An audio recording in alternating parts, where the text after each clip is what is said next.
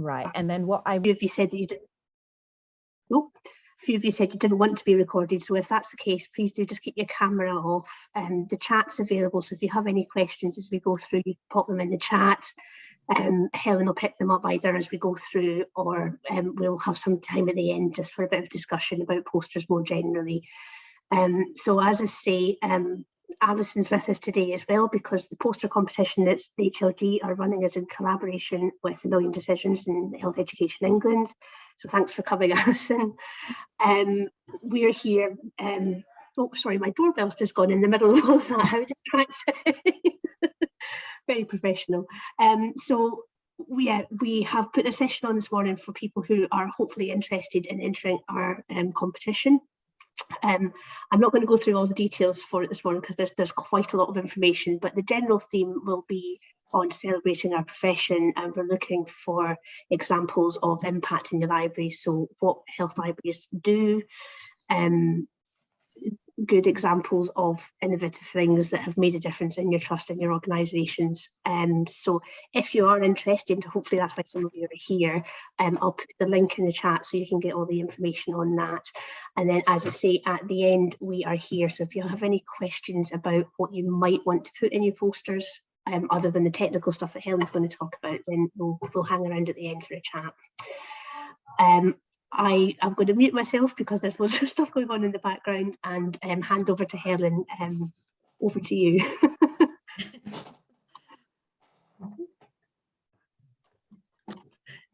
Okay, hello, my name's Helen.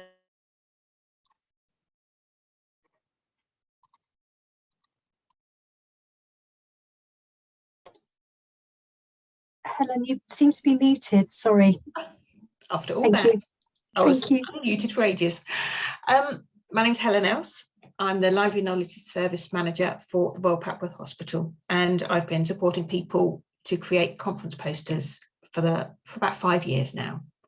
And in my last trust, the library would organise and facilitate conference poster events. So separate from a large conference, but it was almost a showcase event for conference posters around the trust to share knowledge and to share good practice around the organisation. So what I'm going to do today is I'm going to talk you through some of the things I've learned on the journey. And what I will do is when I start showing the PowerPoint, I will turn the camera off so it's a bit less distracting. And we'll start.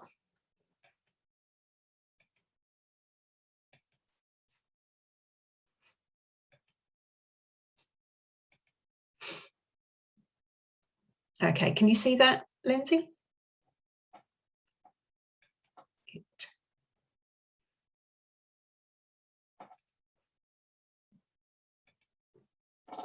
Right.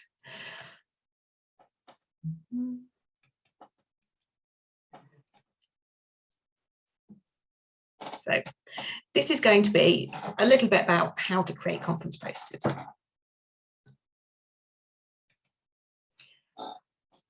What you need to remember from the outset is that a conference poster is like a colourful abstract. Anything you would put in an abstract that you were going to submit to a journal would be the kind of content that you would want in a conference poster. But it's a far more visual demonstration of this knowledge of the impact of your project, and it needs to grab the attention of your audience. When posters are printed, they will be displayed. People walking past will be about 6 foot away. So that's why you need to make it very visual. You need to make it very clear. People can see it at a distance and enjoy it. So what we'll cover in this session is top tips for effective use of text, colour, images and space when producing professional looking posters. It will take you through the practical process of creating a conference poster template, and we'll share lessons learned from supporting people through creating posters in the past.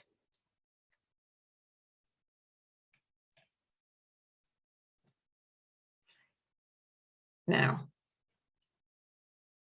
when you use a logo, you are representing an organisation.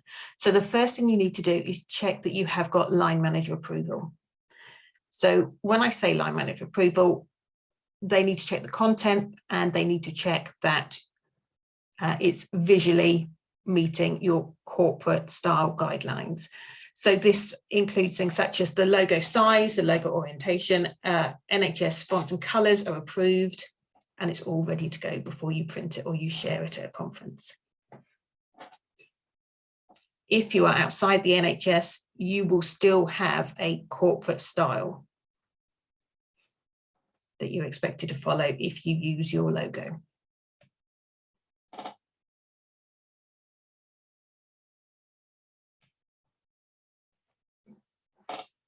Now, if you're using a corporate logo, first get your approval, either NHS Trust, university, whatever your organisation is, and you need to save that logo as a picture.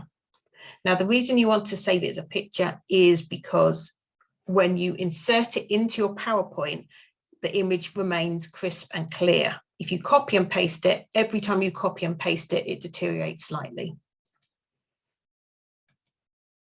So you want to go in your PowerPoint, you're going to go to the Insert tab. You're going to see Picture here. Find your logo image, double click on the logo, and you can either resize it by dragging the corner, or you can go into the size and position and change the percentage. Okay. Lindsay, can I ask, can you see the PowerPoint across the full screen? No, I can see the current one and the next slide. That's what I wondered. Hang on. It's because there are two screens. Let's see if I can try again. Here we go. Is that better? Much better. Brilliant.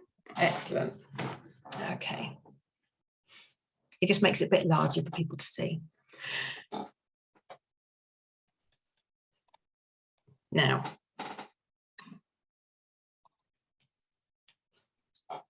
here, if you're looking at the corporate logos, the one in the top right corner is your main organisation. And it's got to be the uppermost thing on the page. Logos always go at the very top. If you think of any letters or PowerPoints, the logo is always at the top.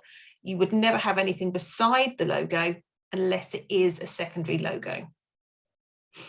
You mustn't crop or distort the shape. When you've got a logo like this, around the actual image is often an area of white space. That white space is part of the image, and you should not crop it to try and make it fit. Your second logo, whether it's an HLG logo for this event or whether it's a university logo, would be in the top left corner. It still remains uppermost on the page. And this is something to remember when you're choosing whether to have a portrait layout or a landscape layout, because if you have logos at the top and then the title underneath that, you can lose almost a quarter of your page just with the logos and the title. It's not such an issue with portrait, but with landscape it is.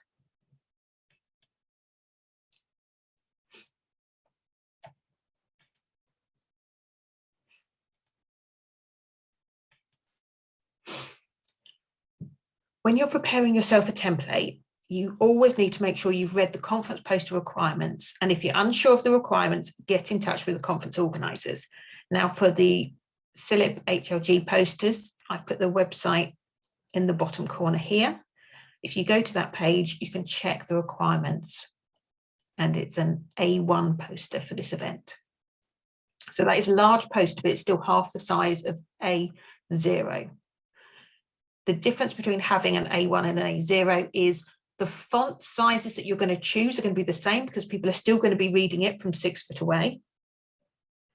But you can have twice the information on an A0 compared to an A1.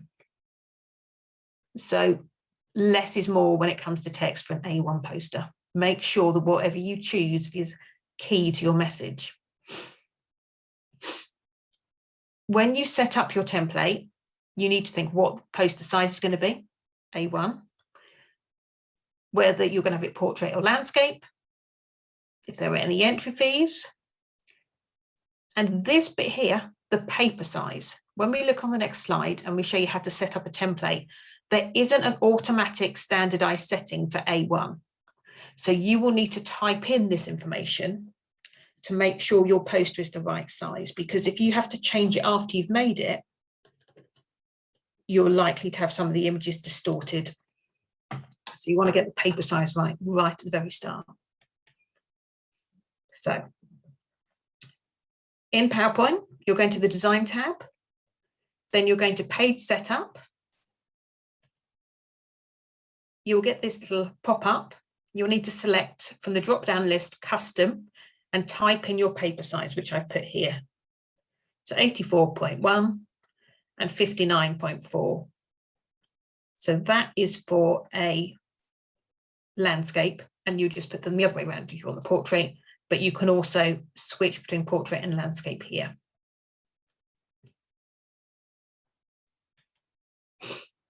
The next thing you need to remember is actually the spacing on your poster. The spacing is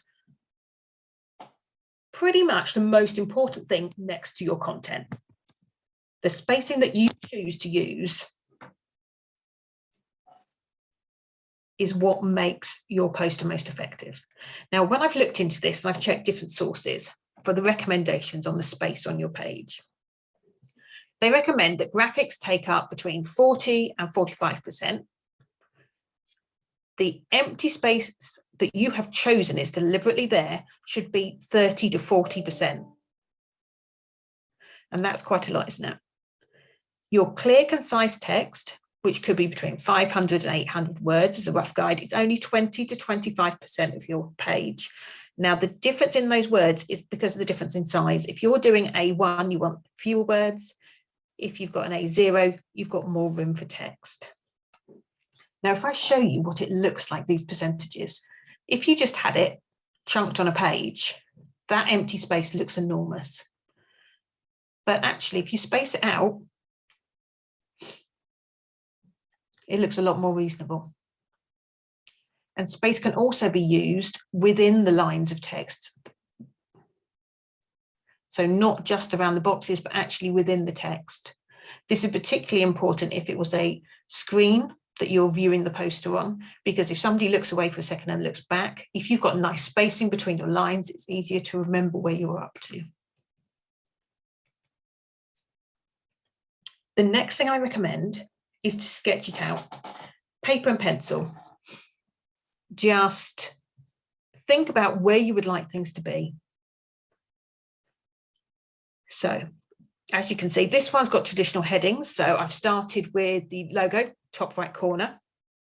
I want a one-line title, and this needs to provide the key message for a target audience. So if you can include keywords that include your audience and your key message, that will grab people as they walk past. Underneath that, you need your author name and either your qualification or your job title, because that's going to provide some reassurance for the people looking that you know what you're talking about. If you're going for traditional headings, you start with introduction, methods and materials. Your results is likely to be in the center because it's the biggest part of your poster, and your conclusion. Now, on this one, because it's in a landscape, I have slipped the references, acknowledgement and contact details along the side because it takes up less space. Now, this is not sized to reflect how much of the page you take up. They would actually be much smaller, but so you can actually see what's on the poster. That is why I've made them quite large there.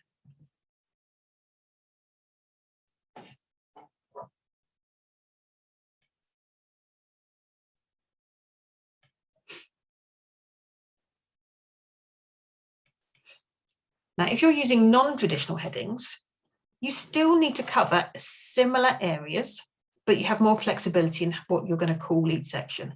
Here you can see I've got the references along one side, the acknowledgement and contact information down the other. So it's made the content of your page central.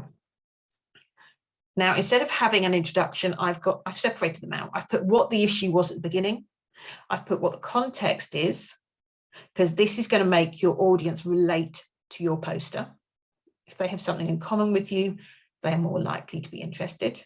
You still need to have graphics to show your data, to show your information, to communicate your message. And then instead of a conclusion, I've put impact. What has changed? What are the next steps? So whether you choose a traditional or a non-traditional set of headings, you must use a logical design that your audience can follow intuitively. So whether you go top to bottom, from left across to the right, whether you go across the top from left to right and work your way down the page, it is up to you. It will probably vary on whether you've chosen a portrait or a landscape layout. It will also depend on the content that you want to include. So you may have infographics as a way of communicating your results and your information. You may have charts, diagrams, images, you may have icons or photos. Whatever you choose to use in this visualization, you must put a caption with it, because although it may be obvious to you why you've included it, putting that caption in makes sure that your audience is clear. So I've mentioned data visualization. So data visualization is a way to communicate your message with maximum impact. The impact is created by that visual presentation, how you choose to lay it out. Effective visualization has two aspects to consider. The first is the communication of a key message. Data presented visually communicates an easy to grasp message. Something that's quite complex can be simplified into an easy to grasp message. But the other aspect is including data supporting evidence offers reassurance about the reliability of your message.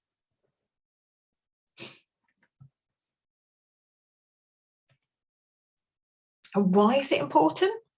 Well, graphics, text, colors, and placement matter to the brains and memories of your readers and your audience. It helps you tell your story. The evidence underpins your message, so it strengthens it. The complex information is accessible in a visual format, and it's user-friendly for diverse audiences. If you use charts, diagrams, and infographics, you can remove the noise from the data. So you're streamlining what you want to communicate. You can highlight patterns and trends. If your project has got 20 aspects of data that you have collected on your service, but only one or two relate to your poster, to your key message, use the information from that one or two. You don't need to cover everything. And if you put too many strands of information onto a chart or table, it loses clarity. It becomes a lot harder to understand, and you want people to look at it and interpret it very quickly. So if we're looking at colours, many of you might realise that there are actually NHS approved colours with a specific content of red, green and blue. That's what the RGB stands for. With conference posters, you do have a bit of leeway, but I would recommend having one main colour in a dark and a light shade, plus complementary colour. So that's why I put the colour wheel here. So if you've got a blue, you might be looking at yellow opposite. If you're looking at green, you might be thinking more towards the pinks. Now, what I'm going to do here is I'm going to just stop the slideshow for a second, and I'm going to look at here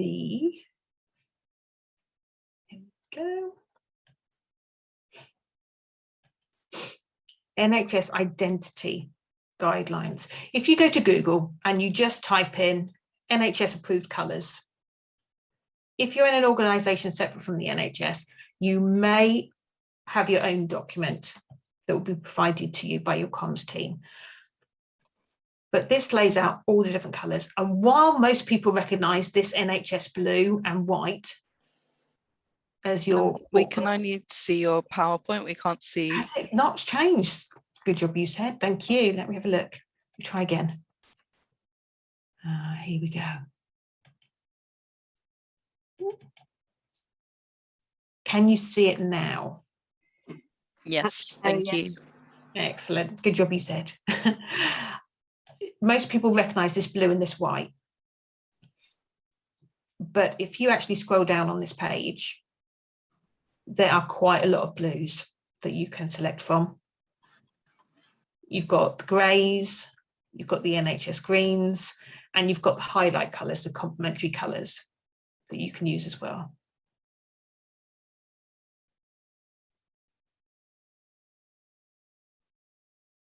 So there is quite a lot to choose from, isn't there? Now, as I mentioned a moment ago, each colour identifies the amount of red, green and blue in it to make it up. So if I wanted to replicate this colour blue, I'd be looking at the red, green and blue here.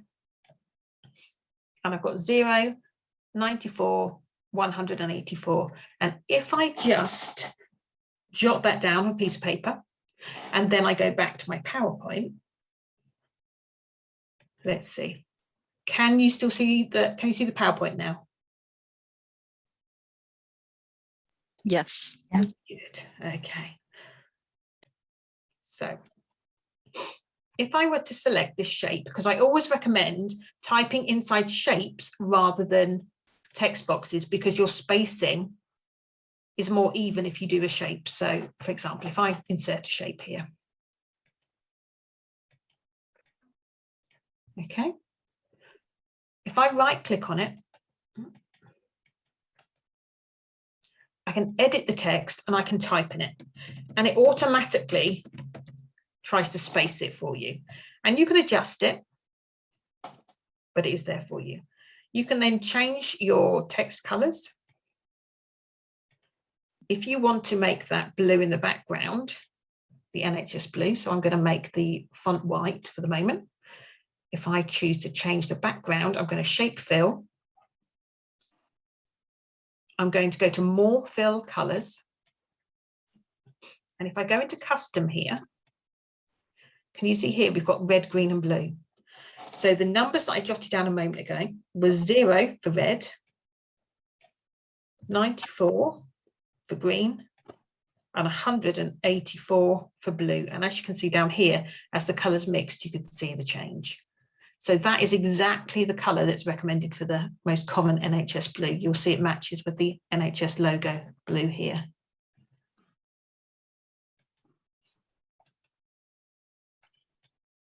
Okay.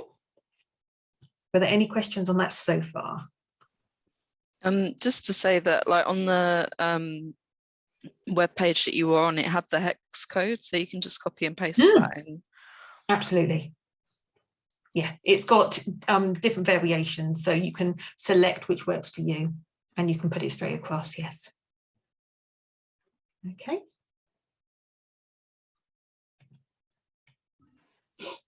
Now for font choices, the core NHS font is, I'm not actually sure how you pronounce it, Frutiger, but that is one you pay for. So the only people that tend to have that primary font is the comms teams.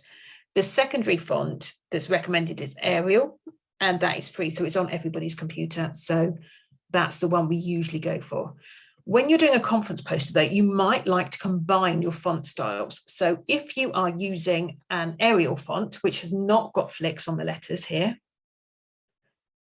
you might use that for your paragraphs, but you might want to complement it by having a serif font, which has got flicks on it for subheadings or headings on your poster. So a good combination might be, if you've got the body text of Arial, you might want the accents with this Clarendon condensed, something like that. But it's a style choice. And the thing is, with a conference poster, you get to choose your design. You get to choose what you want it to look like. Okay.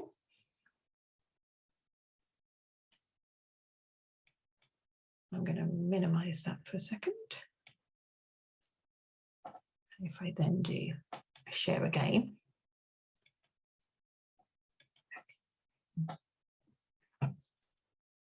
Can I check that you can see the PowerPoint again at the moment? Yeah, back to PowerPoint. Good.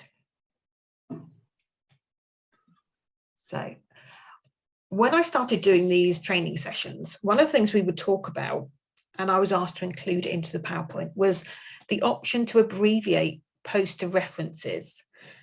And this is something that I've seen quite commonly in websites for American universities when they talk about their conference posters. They like to abbreviate the reference for journals. You can't really do it for images, but you can for journals. So this is an example of what it would look like. If you had your one lead author and then et al. Afterwards, you need to keep the year. You don't need to include the journal title in this abbreviation, but you do need the journal title. But you can use the abbreviated version, but it needs to be the official abbreviated version that's out there. And you can look them up on any search engine, so Google would work.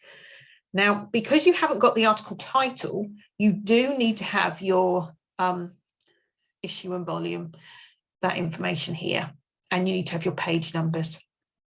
But all of this information is enough for you to track back the article, but it means that because it's a bit shorter, it takes up less valuable space on your poster. If you're supporting students and they are creating their poster for their university, you will need to ask them to check that their university is happy for them to abbreviate, because this has been less common in England, but I think it's the way it's moving forward. So it's worth them checking, because if they can abbreviate the journal references, it makes a big difference on the space they can use.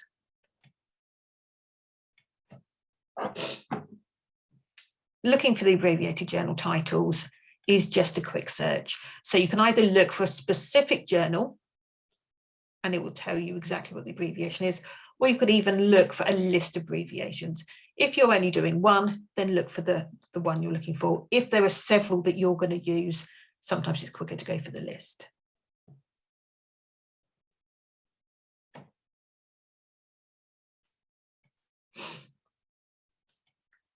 Now, people are starting to print posters again now. So when people are doing screen posters, it's worth checking what size the screen poster needs to be, because if all the posters are then put on one PowerPoint and are then shown as like a slideshow and are timed moving through, they may need to be a set size so they all appear the same size on the screen. For a traditional printed poster, it is much bigger, and the font sizes you need to use are much bigger as well. But whether you're doing a screen poster or a printed poster, the text of equal importance must be of an equal size. So all the headings would be of the same size, all of the paragraph main text would be the same size, diagrams and labels would be the same size. And the research I did on this, it came out very similar, but I liked Baker's ideas really. And I looked at that and I tried them out, and these seem to work for us. So think of the main title at being at least a size 72, which is big, but remember, somebody walking past at 6 foot away, that one line main title is going to have your key message in it, and it's going to show how it's going to hook your audience. So you want them to see that. That is going to be the first thing that makes them stop. They may like your images, they may like your design, but what's going to stop them is whether it's going to be relevant to them. Your author name is recommended to be at least 54. Now, Baker recommended the main text, the paragraph, should be at least 30, but I think 36 is a lot more readable from a distance. And then if you've got diagram labels and references, they can be 20, which is small, really, from a distance. But if people want that extra detail, they will step closer.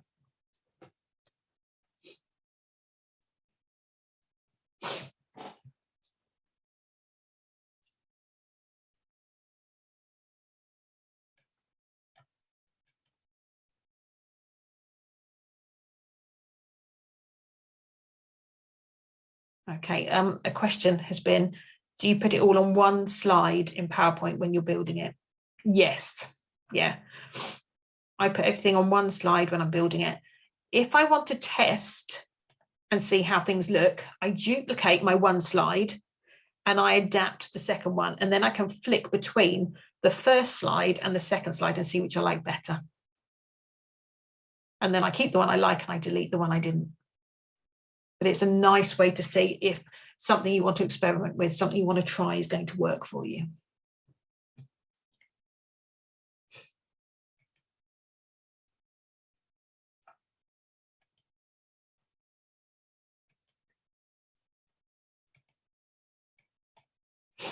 Now, here, somebody made this after they came to one of my training sessions, and they were going to start leading conference poster training for their trust as well. And they put this together and said I could have it because I really liked it. Now, this is an example of what not to do. And they said I must make it very clear that this is deliberately what not to do. They didn't make mistakes on this. So if you would like to put in the chat box, can you identify some of the design errors that you can see? Think about whether the images are relevant. Do they communicate your key message? Is it easy to read? Is it a logical order? Have a little think and jot down any ideas you come up with.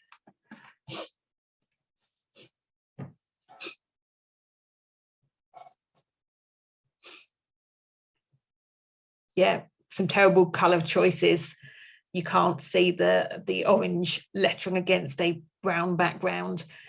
The speech bubble, the font looks like part of the background. I think there's a title because it's the largest text on the page, but it's not in a logical place for a title. Yep, no author name. Yep. And even if you look at how the font is justified, how it's aligned, the brown one, it's centered. That's not ideal. This one is fully justified. So you've got gaps in the middle, which makes it a bit hard to read. You want it to look aligned to the left. It's the easiest to read. Yeah, changing the fonts without a reason for changing the fonts is not usually a good idea. Yep, you've got loads of things overlapping. It's very busy. Yeah, the smiley faces are pointless. It doesn't communicate the key message, so why use them? And what about the amount of, graphics that are communicating a message? When you're thinking 40 to 45% of graphics communicating a message on a poster, that's not happened here, not at all. The logo should always be at the top, shouldn't they? Unless you have really got a string, then sometimes they will allow it at the bottom. But usually you would have one or two logos, top right, left.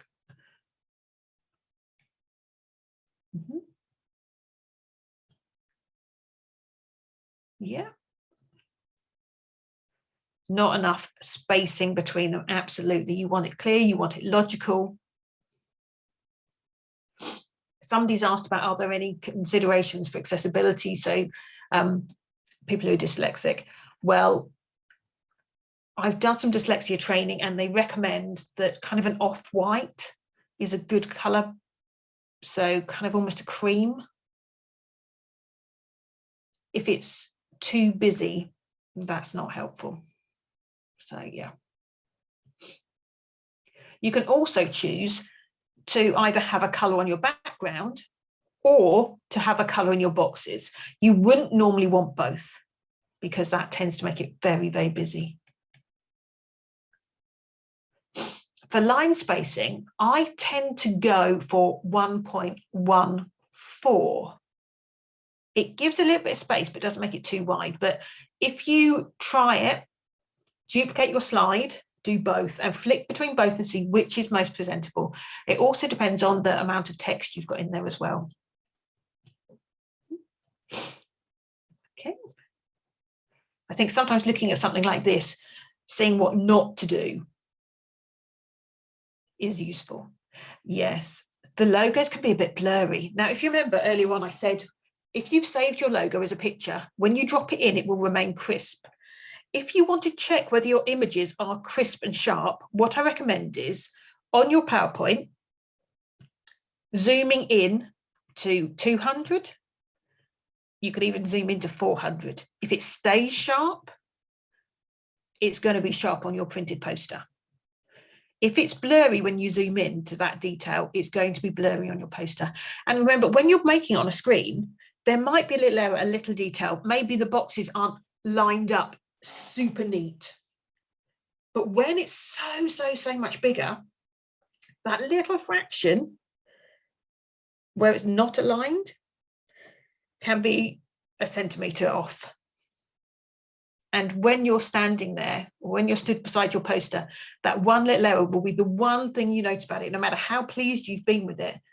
So it's always worth getting somebody to have a look. Yes, quite busy using different shaped boxes as well, haven't they? Okay.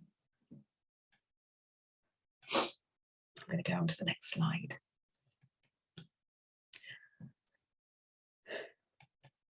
Now, what I've got here is what we've called our conference poster 321. So when you're at the beginning, you've got your pencil and paper, you're jotting down where things are going to go on your page, where you're going to put your logos, where you're going to put your references, where are you going to put your visualized data, your picture, your graphs, your infographic. You also need to think of these 3 points. So what is the impact, the change, or the improvement you are going to include? Because that is vital content. You need to think, what is its relevance to the audience? And you need to think, how can they learn more? So it might be that you've added a QR code and that will link them to an article you've published in the past. It might direct them to your library website. Because once you've created your content, you're going to read through it and think, okay, have I got these 3 points? Have I got an impact? Have I shown its relevance? And have I indicated where they can learn more? Now, another point is, for your impact or your change or improvement, it's sometimes worth using a different colour for that box because it really makes it lift. We talked about 2 colours, didn't we? A main colour in a dark and a light, and the complementary colour. If you use that alternate colour for your impact, just think, somebody is going to walk away from your poster, they're going to meet their colleague or their friend and they'll say, oh, what was that poster about? If they can tell them in a sentence or 2, you've communicated your message clearly. If they say, oh, I can't remember, that's not as clear as you would like it to be. You can think about what 2 techniques you will use to grab attention. I have actually seen poster events where people have used like lift the flap techniques to grab attention, or they have put their printouts of further information nearby or some kind of props around it. They might have that. You might want to think about the techniques you can use to grab attention, whether you've used an infographic. If it's a lot of qualitative information, so it's not a lot of numerical data, an infographic can still be really useful. One of the people I would recommend having a look at, if you're interested in visualizing, is Stephanie Evergreen's books. So I'd highly recommend them. And number 1, what was your key message when they walked away? If they remember, if they can tell somebody else in a sentence or 2, you've got your key message covered.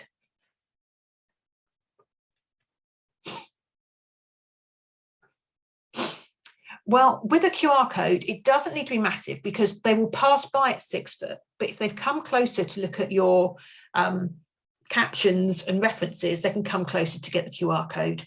So it doesn't need to be too big at that point.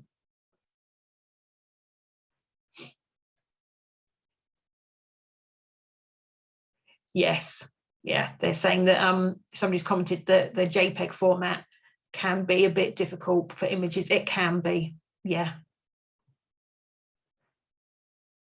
If your picture is saved with the ending .png, it does seem to be much neater. And it's also, it seems to be easier to move around on a PowerPoint as well.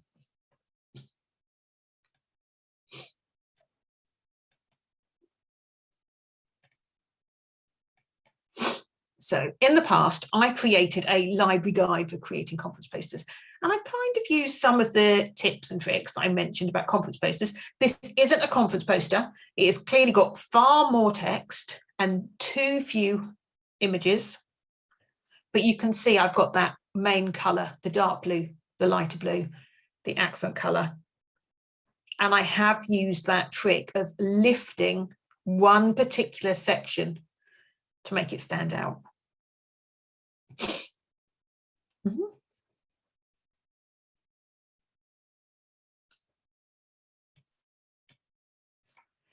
Now, these are your takeaway points. So think of the conference poster, 3, 2, 1. Try sketching out your ideas before you even get to the PowerPoint. Remember the audience is 6 feet away. And formatting. And by formatting, I mean the consistent font size and style, using the shape rather than a text box, and the edges of boxes should line up. And get somebody to proofread it. If there's a spelling mistake in it, you will start to read what you think you've written rather than what's actually there once you've looked at it several times. So it's good to get a pair of fresh eyes to have a look over your poster for you. So the lessons learned that I've picked up along the way are: make sure that your poster is approved, so don't assume. Check for deadlines. So if you've got a submission deadline, you may have a printing deadline, in which case you need to get it printed and back to you before you can submit. Or you may submit a screen version and take the printed version to the event yourself. Just check. Check if there are any costs. So for printing and submission costs, some events will fund it. If you have been conducting some research, you can ask for funding at the time you submit your proposal. References are essential, but they can be abbreviated. You don't need to have a lot of references on a poster though. Accuracy is important, so ask a friend or a colleague to proofread. And if you're supporting somebody else, don't get lured into doing it for them. I've got my list of references at the end here, although I should add in the Stephanie Evergreen one. And right at the end here, this is a YouTube clip, which I would like to, if I stop the slide, I'm going to put this in the chat box because this is definitely worth everyone having a look for. So let me have a look here.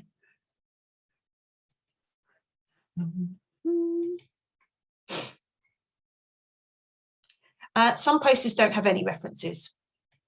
Some will have more. It will entirely depend on what your content is. So this YouTube clip, I'm putting it in the chat box because when I've tried to share it on Teams, you can see it, but you can't hear it. So I don't know how it will work on Zoom as well.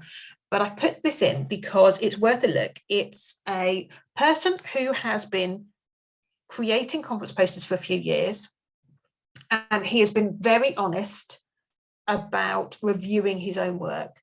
So he talks about the first poster he ever made. He talks about what he liked about it, things that did not go quite to plan or he thought he could improve.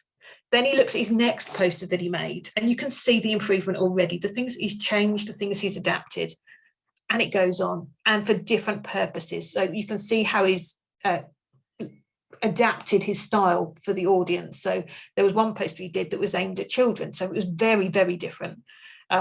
Depending on his level of study, the amount of technical information. But as you look through it, you will see all the points that we have raised and talked about today do come up in his reflections. So it is really, really interesting to have a look at. I would recommend it. Okay. So were there any questions that have come up that I haven't answered?